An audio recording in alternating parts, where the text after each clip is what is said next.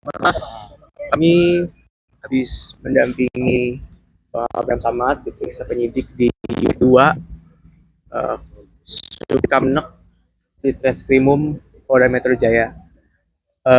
Ada sekitar 56 pertanyaan Bang ya, yang dilemparkan ke Bang Abraham Samad dengan memakan waktu kurang lebih hampir 10 jam.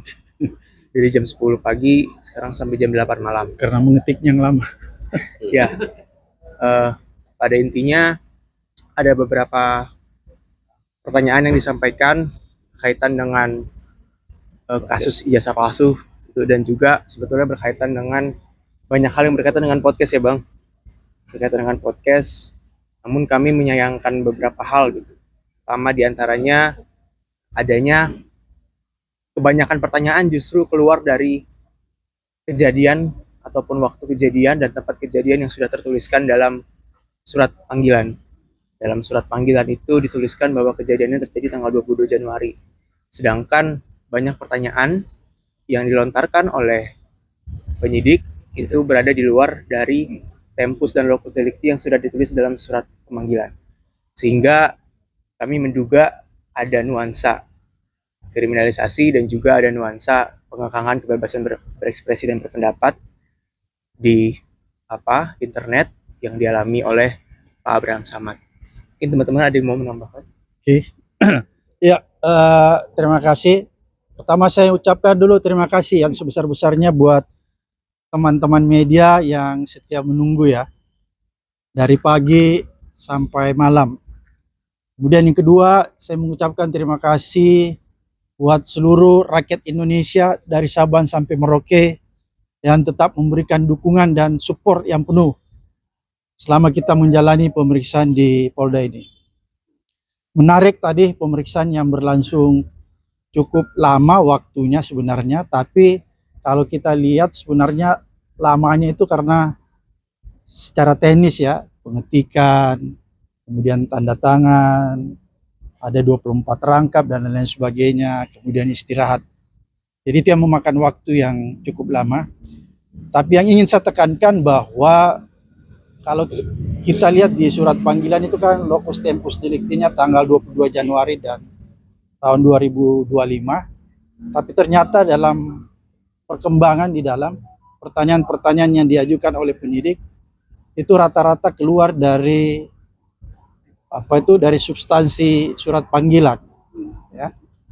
Tapi pada intinya dari pertanyaan-pertanyaan itu lebih banyak menanyakan tentang isi podcast saya, isi wawancara saya terhadap Roy Suryo, Rismon, Dr. Tifa Kurnia dan Rizal Fadila.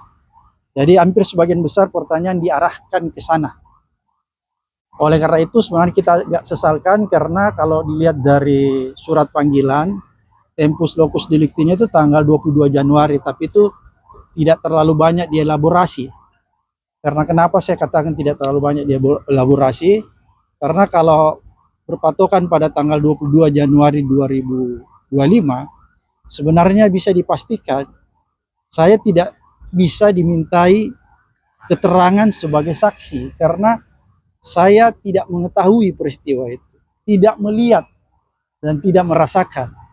Oleh karena itu tadi teman-teman lawyer menyatakan ketika kita kunci jawaban terakhir bahwa sebenarnya proses pengambilan BAP pada hari ini itu melanggar kitab undang-undang hukum acara karena tidak sesuai dengan surat panggilan mengenai tempus dan locus delictinya. Selain tidak sesuai dengan KUHP, dia juga melanggar prinsip-prinsip hak asasi manusia. Tapi walaupun demikian, kita tetap menandatangani BAP tadi yang terdiri dari 24 rangkap. Kira-kira sampai di situ yang jelas intinya sebenarnya kalau kasus ini terus di blow up ya, dikapitalisasi oleh penyidik dan dipaksakan, maka ini adalah sebuah bentuk pembungkaman terhadap kebebasan berpendapat dan berekspresi. Ini bukan bicara tentang saya, tapi berbicara tentang nasib kalian para media dan para YouTuber. Karena kalau ini terus dibiarkan tanpa ada perlawanan, maka saya khawatir orang-orang tidak lagi berani memberitakan hal-hal yang sifatnya mengandung pelurusan sebuah perkara. Orang tidak berani lagi memberitakan hal-hal yang seharusnya diungkap kepada publik agar itu menjadi pelajaran berharga bagi kita semua. Oleh karena itu, ini menjadi pelajaran yang sangat berharga buat teman-teman seluruh insan pers. Jadi kita tidak berbicara tentang Abraham Samad, tapi kita berbicara tentang ada upaya untuk membungkam ya, kebebasan berpendapat, kebebasan berekspresi, dan sikap kritis dari masyarakat sipil, dan sekaligus mempersempit ruang demokrasi. Ini yang paling berbahaya. Karena kalau ini terjadi, maka saya khawatir negara kita mengalami kerusakan demokrasi yang begitu parah. Kira-kira sampai di situ dulu yang saya sampaikan. Oke, mungkin ada yang mau tambahkan dari teman-teman?